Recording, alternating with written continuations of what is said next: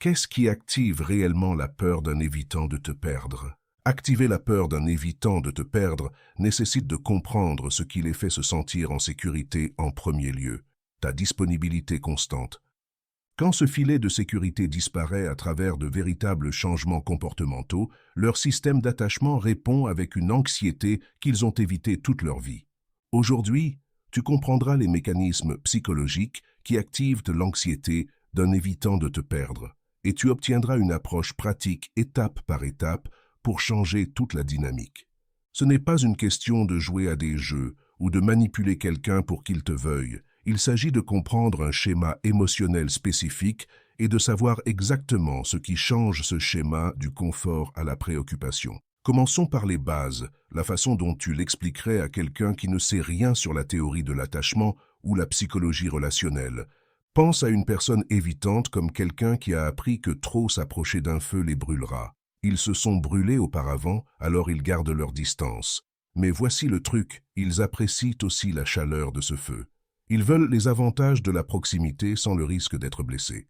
Alors ils ont développé une stratégie qui fonctionne pour eux. Rester assez près pour sentir la chaleur, mais assez loin pour ne pas pouvoir se brûler.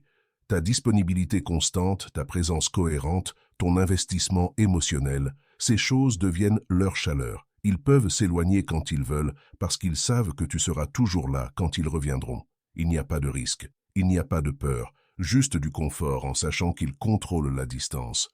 La peur de te perdre n'existe pas dans leur esprit parce que la perte n'est pas une possibilité réelle pour eux.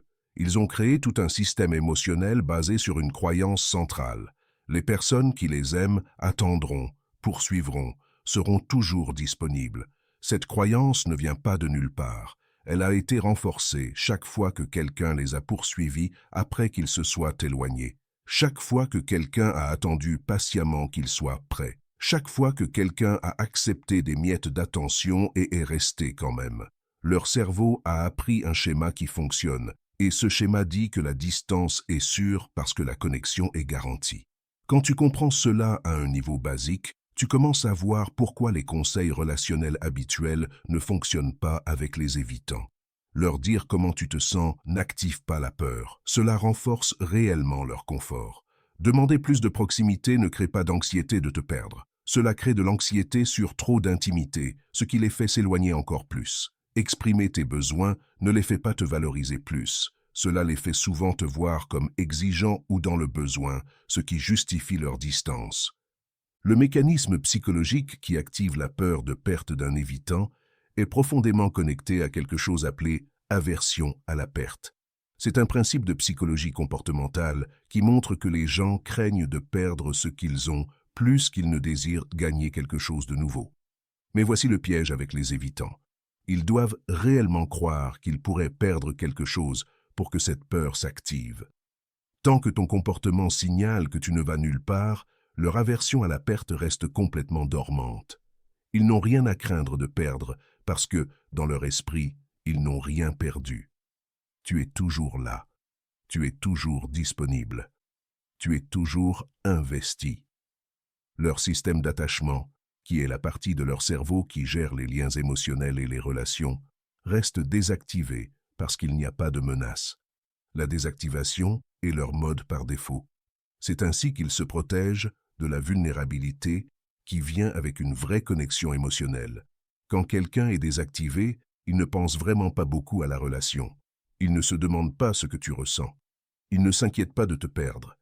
Il est confortable dans son indépendance, concentré sur d'autres choses, opérant comme si la relation était un élément d'arrière-plan de sa vie plutôt que central. Mais quand quelque chose perturbe leur sens de sécurité, quand la chaleur garantie de ce feu n'est soudainement plus garantie, leur système d'attachement commence à s'activer. L'activation signifie que leur cerveau commence à enregistrer que quelque chose d'important pourrait leur échapper. Le confort qu'ils tenaient pour acquis commence à se sentir incertain. La personne qui était toujours émotionnellement disponible commence à sembler distante. Le schéma prévisible de poursuite et de retraite est interrompu par quelque chose qu'ils n'attendaient pas. Ton désengagement véritable. Cela crée une dissonance cognitive, qui est quand ton cerveau maintient deux croyances conflictuelles en même temps et cela cause un inconfort psychologique. L'évitant croyait que tu serais toujours là. Mais ton comportement suggère maintenant que tu pourrais ne pas l'être. Ils croyaient contrôler la distance dans la relation, mais maintenant tu crées une distance qu'ils n'ont pas choisie. Ils croyaient que ton investissement émotionnel était permanent, mais maintenant il semble conditionnel. Cet inconfort, cette dissonance, ce changement inattendu, c'est ce qui commence à activer leur peur de la perte. Maintenant parlons du protocole pratique pour créer ce changement, parce que comprendre la psychologie ne signifie rien si tu ne sais pas quoi faire réellement. Le premier changement comportemental implique de réduire ta disponibilité émotionnelle graduellement. Cela ne signifie pas devenir froid ou hostile. Cela signifie que tu arrêtes d'être la personne qui initie toujours les conversations profondes, vérifie constamment ou fournit la réassurance émotionnelle sur demande. Quand il tend de la main, tu réponds, mais avec moins d'investissement émotionnel qu'avant. Ton ton reste amical, mais pas enthousiaste. Tes réponses sont genuines, mais pas élaborées. Tu es présent, mais ne poursuis pas. Ce changement doit sembler naturel, comme si tu avais simplement redirigé ton énergie émotionnelle vers d'autres parties de ta vie, parce que c'est exactement ce que tu devrais faire. Si tu joues le désintérêt tout en obsédant secrètement sur leurs réactions, ils sentiront le manque d'authenticité, et rien ne changera. Le deuxième changement implique de créer une indisponibilité naturelle à travers des engagements et activités véritables.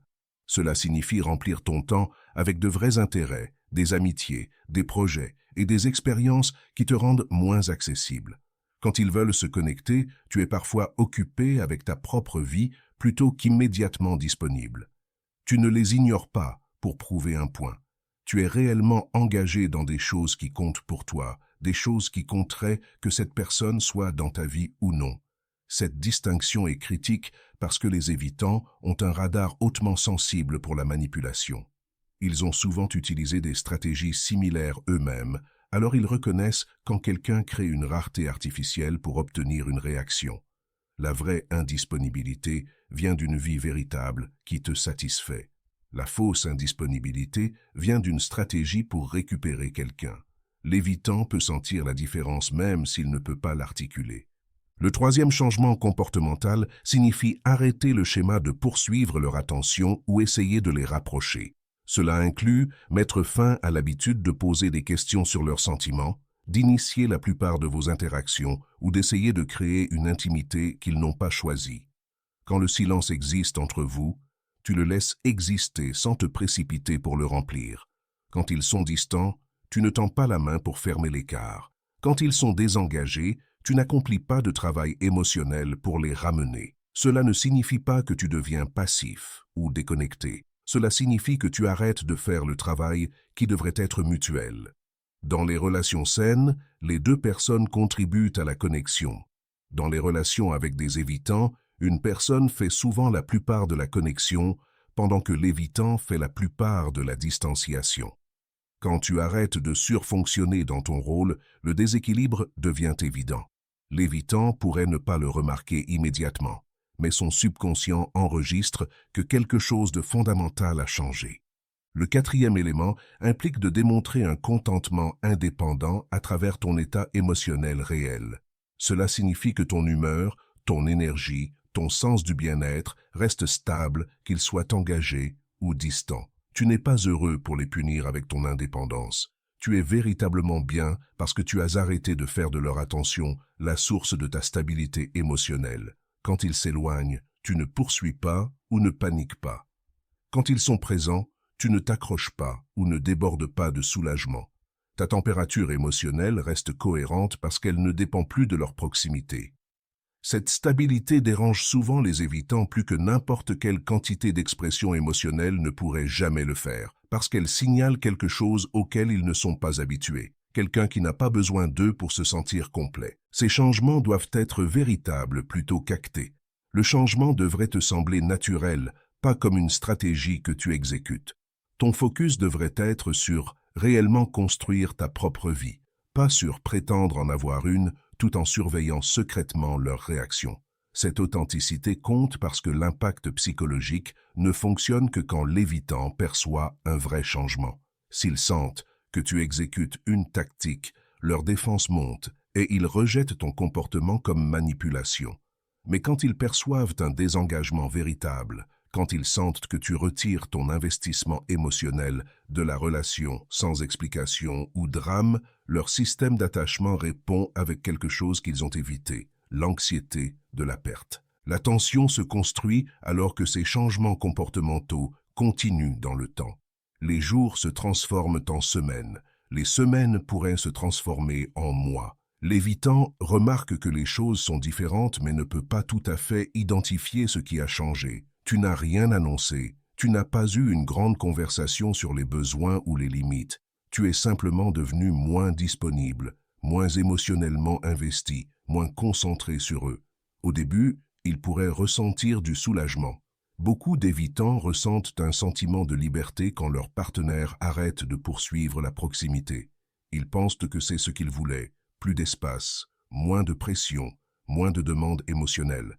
Mais alors que ton désengagement continue et s'approfondit, quelque chose change dans leur perception. L'espace qu'ils voulaient commence à se sentir comme un abandon. La liberté qu'ils désiraient commence à se sentir comme un rejet. La distance qu'ils ont créée commence à se sentir comme une distance qu'ils ne peuvent pas contrôler. C'est là que leur réponse de peur commence à s'activer sérieusement. Ils commencent à initier le contact plus fréquemment, testant si tu es toujours émotionnellement accessible. Ils posent des questions sur ton bien-être ou ton état émotionnel, pêchant pour une réassurance que tu te soucies toujours. Ils tentent de recréer des schémas de proximité précédents, suggérant des activités ou des conversations qui avaient l'habitude de t'attirer. Ils montrent des signes d'anxiété sur ta disponibilité réduite, peut-être en commentant à quel point tu sembles occupé ou comment tu as changé. Ils pourraient chercher une réassurance sur la relation elle-même, posant des questions vagues sur si tout va bien ou si tu es contrarié contre eux. Ces comportements indiquent que leur système d'attachement s'est activé. La peur de te perdre est passée de concepts abstraits à réalité émotionnelle présente. Mais plusieurs erreurs critiques peuvent détruire tout ce processus avant qu'il ait la chance de fonctionner. Briser le schéma trop tôt se produit quand quelqu'un implémente ces changements pendant quelques jours ou semaines, voit l'évitant tendre la main et retourne immédiatement à son comportement précédent. Cela confirme à l'évitant que rien n'a vraiment changé et ils peuvent retourner à leur distance confortable. La disponibilité de la personne n'était que temporairement réduite, pas véritablement redirigée. Le bref moment d'anxiété de l'évitant est apaisé, et il retourne à tenir la relation pour acquise. Le schéma se réinitialise, souvent plus fort qu'avant, parce que l'évitant a maintenant la preuve que les poursuivre fonctionnent toujours. Expliquer le changement crée un autre problème majeur. Quand quelqu'un dit à l'évitant ce qu'il fait ou pourquoi il le fait, tout l'impact psychologique disparaît.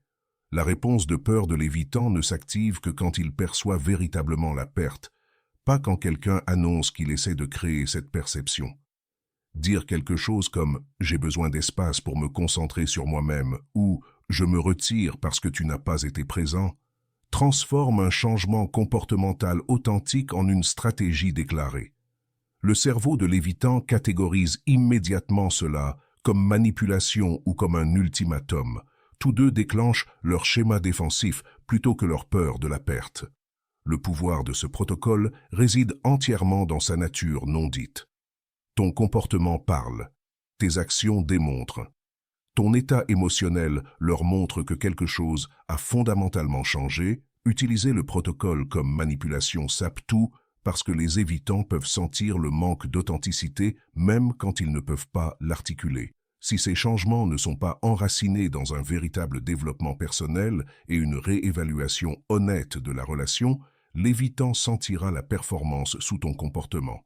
Leur radar pour la manipulation est hautement sensible parce qu'ils ont souvent utilisé des stratégies similaires eux-mêmes. Ils savent à quoi ressemble créer de la distance stratégiquement. Ils reconnaissent quand quelqu'un s'éloigne pour obtenir une réaction, plutôt que de s'éloigner parce qu'il a véritablement redirigé son énergie émotionnelle. Quand ils sentent la manipulation, ils ne répondent pas avec la peur de la perte, ils répondent avec une justification pour leur distance. Ton comportement confirme leur croyance que les gens utilisent les émotions comme des armes, ce qui renforce leur évitement plutôt que de le défier. Maintenir l'espoir de réconciliation tout en mettant en œuvre des changements crée un conflit interne qui se manifeste dans ton comportement. Tu pourrais te retirer physiquement tout en restant émotionnellement fixé. Tu pourrais réduire le contact tout en analysant obsessivement leurs réponses. Tu pourrais construire ta propre vie tout en le faisant secrètement pour les reconquérir. Cette énergie divisée se communique à travers des incohérences subtiles dans ton comportement. Tes mots disent une chose, mais ton énergie en dit une autre. La mise en œuvre la plus puissante de ce protocole vient du fait d'accepter véritablement que la relation pourrait se terminer et d'être d'accord avec ce résultat. Quand tu as vraiment fait la paix avec l'une ou l'autre possibilité, qu'ils réalisent ta valeur échange ou que tu avances sans eux, ton comportement porte un poids différent. Il n'y a pas de besoin sous ton indépendance. Il n'y a pas d'agenda caché sous ton désengagement. Il y a juste une redirection authentique de ton investissement émotionnel, loin de quelqu'un qui ne l'a pas réciproqué. Le point culminant de toute cette dynamique vient quand l'évitant reconnaît pleinement ce qui se passe et ce qu'il risque de perdre. Cette reconnaissance ne vient pas toujours en un seul moment. Elle se construit progressivement, alors qu'il te voit devenir de plus en plus content sans lui, de plus en plus engagé dans ta propre vie, de plus en plus indifférent à ses schémas de poursuite et de retrait. Il te voit rire avec des amis. Il remarque que tu es véritablement occupé quand il tend la main. Il observe que ton état émotionnel ne change plus en fonction de son attention. Il réalise que tu n'attends pas, n'espères pas, n'organise pas ta vie autour de la possibilité de sa présence. Cette réalisation crée une crise dans son système d'attachement parce qu'elle défie sa croyance opérationnelle centrale, qu'il peut maintenir la distance tout en te gardant proche, qu'il peut se retirer tout en sachant que tu resteras, qu'il peut éviter l'intimité tout en ayant accès à la connexion quand il le veut. Certains évitants répondent à cette crise en faisant finalement un pas en avant. Ils commencent à poursuivre la relation avec un effort qu'ils n'ont jamais montré auparavant. Ils communiquent plus ouvertement sur leurs sentiments. Ils se présentent de manière cohérente de façon qu'ils n'avaient pas faite auparavant. Ils démontrent par leurs actions qu'ils reconnaissent ta valeur et ne veulent pas te perdre. Cette réponse se produit quand l'évitant a suffisamment de conscience de soi et de capacité émotionnelle pour reconnaître ses schémas et choisir différemment. Ils voient leur peur de te perdre comme une information sur ce qui compte pour eux, et ils utilisent cette information pour motiver le changement. Ils pourraient ne pas se transformer complètement du jour au lendemain. Les vieux schémas ne disparaissent pas simplement parce que quelqu'un a peur. Mais leur peur de te perdre devient un catalyseur pour examiner leur évitement et faire le travail interne nécessaire pour se présenter différemment dans la relation. D'autres évitants répondent à cette crise en augmentant encore plus leur distance. L'anxiété de la perte potentielle semble plus menaçante que la solitude d'être seul. Ils se retirent dans l'autosuffisance, se convainquant qu'ils n'avaient jamais eu besoin de la connexion de toute façon. Ils pourraient se désactiver si complètement qu'ils semblent presque indifférents à ton absence. Ils rationalisent leur évitement avec des récits sur l'incompatibilité ou sur les relations étant trop de travail. Cette réponse indique que la peur de l'intimité de l'évitant est plus forte que sa peur de la perte. Aucun changement comportemental de ta part ne peut surmonter la terreur profondément enracinée de quelqu'un face à la vulnérabilité. Quand un évitant choisit une distance accrue en réponse à ton désengagement véritable, il te montre exactement comment il gère l'inconfort émotionnel, en le fuyant plutôt qu'en le traversant. La résolution de cette dynamique apporte de la clarté quelle que soit la direction que l'évitant choisit. S'il fait un pas en avant avec un effort véritable et un changement soutenu, tu peux décider si son nouveau comportement répond à tes besoins et si tu as confiance qu'il est durable. Tu as créé les conditions pour qu'il voie ce qu'il pourrait perdre, mais tu ne l'as pas forcé à changer. Il a choisi de se présenter différemment parce que sa peur de te perdre a dépassé sa peur de l'intimité. Cette distinction compte parce que le changement motivé par la peur de la perte peut être réel, mais il doit être suivi d'une action cohérente dans le temps. L'évitant doit démontrer à travers des semaines et des mois de comportements différents qu'il a vraiment changé son schéma, pas seulement ajusté temporairement pour te garder. S'il choisit une distance accrue ou échoue à répondre avec un effort soutenu, tu obtiens aussi de la clarté. Tu apprends que ta disponibilité réduite n'a pas déclenché suffisamment de peur de la perte pour motiver le changement, ce qui te dit que son attachement à son évitement est plus fort que son attachement à toi. Cette information est douloureuse, mais précieuse. Elles confirment qu'aucune quantité de comportement parfait de ta part n'aurait pu créer un résultat différent. Leur manque de volonté ou d'incapacité à se présenter différemment ne concerne pas ta valeur, cela concerne leur relation à l'intimité elle-même. Quand tu t'es véritablement retiré, as construit ta propre vie et trouvé le contentement indépendamment de leur attention, leur manque de réponse devient moins dévastateur parce que tu as déjà commencé le processus d'avancée. Ce protocole fonctionne parce qu'il reflète une véritable santé émotionnelle et le respect de soi. Quand tu arrêtes de surfonctionner dans une relation, réduis ta disponibilité émotionnelle envers quelqu'un qui ne réciprocise pas et construis une vie qui te comble indépendamment, tu ne joues pas à des jeux, tu pratiques la maturité émotionnelle. Tu reconnais que ton énergie émotionnelle est précieuse et finie et tu choisis de l'investir dans des endroits où elle est valorisée et réciproquée.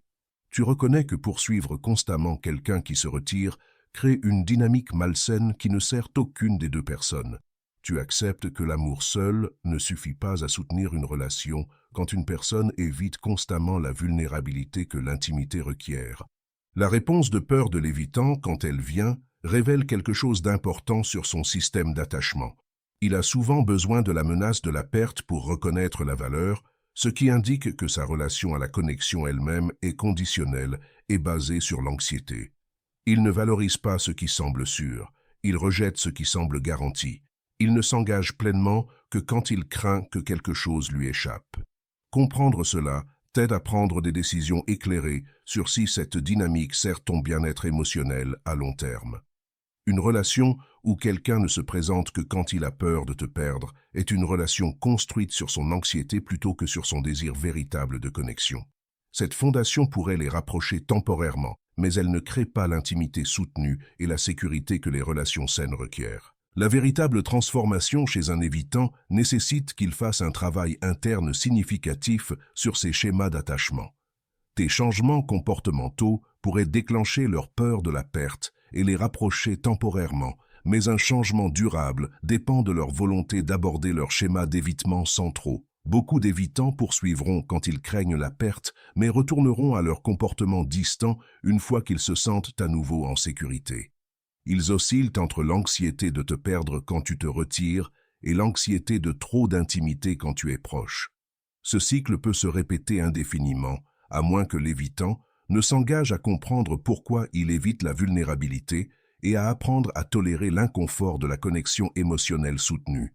Ce travail nécessite généralement un soutien professionnel, une auto-réflexion honnête et une pratique cohérente sur des périodes prolongées.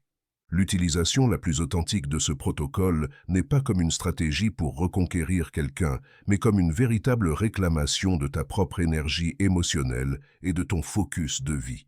Que l'évitant réponde ou non devient moins important que le fait que tu as arrêté de sacrifier tes propres besoins pour quelqu'un qui se retire constamment. Tu as redirigé l'attention vers la construction d'une vie qui te comble. Tu as arrêté de faire de la disponibilité d'une autre personne le centre de ton univers émotionnel.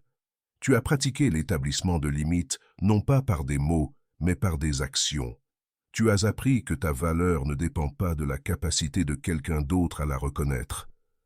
Ces leçons et changements restent précieux quelle que soit la réponse de l'évitant. Ce changement comportemental a du sens quand quelqu'un a généralement été présent et engagé, mais s'est récemment retiré en raison de stress temporaire ou de circonstances externes. Dans ces situations, lui donner de l'espace tout en maintenant ta propre santé émotionnelle crée de la place pour qu'il traite et revienne naturellement. La distance temporaire lui permet de gérer ce à quoi il fait face sans la pression supplémentaire de répondre aux besoins émotionnels de quelqu'un d'autre. Ta poursuite réduite enlève l'anxiété qu'il pourrait ressentir de te décevoir ou de ne pas être assez pendant une période difficile. Quand il surmonte ces défis temporaires et revient pour te trouver vivant pleinement ta vie, il apprécie souvent l'espace que tu lui as donné et s'engage plus profondément parce qu'il ne s'est pas senti contrôlé ou sous pression. L'approche devient problématique quand elle est utilisée pour s'accrocher à une relation où quelqu'un a clairement communiqué son désintérêt ou démontré de manière cohérente qu'il ne veut pas la connexion. À ce moment-là, ces changements devraient concerner ta propre guérison et ton avancement, pas le déclenchement de leur peur de la perte. Utiliser ce protocole comme un dernier effort pour faire en sorte que quelqu'un te veuille te garde émotionnellement attaché à un résultat que tu ne peux pas contrôler.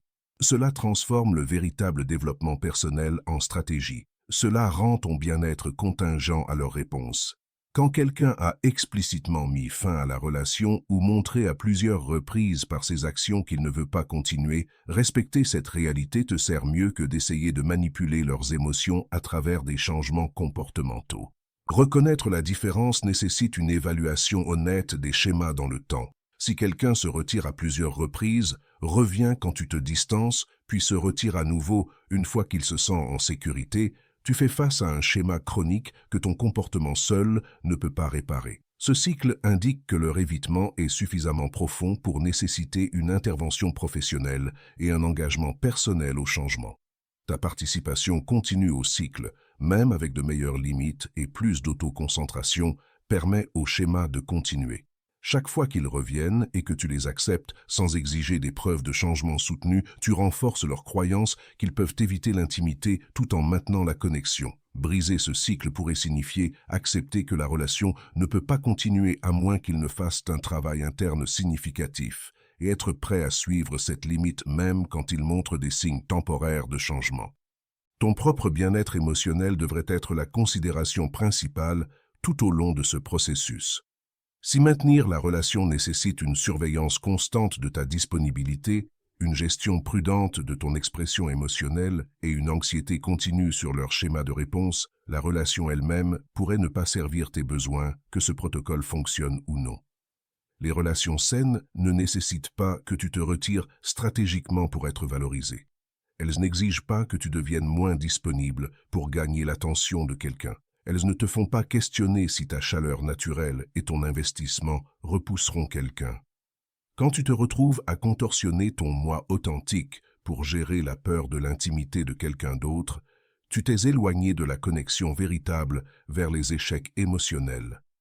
Cette dynamique endommage ton sens de toi-même au fil du temps, même quand tu fais les mouvements depuis un lieu de force plutôt que de désespoir.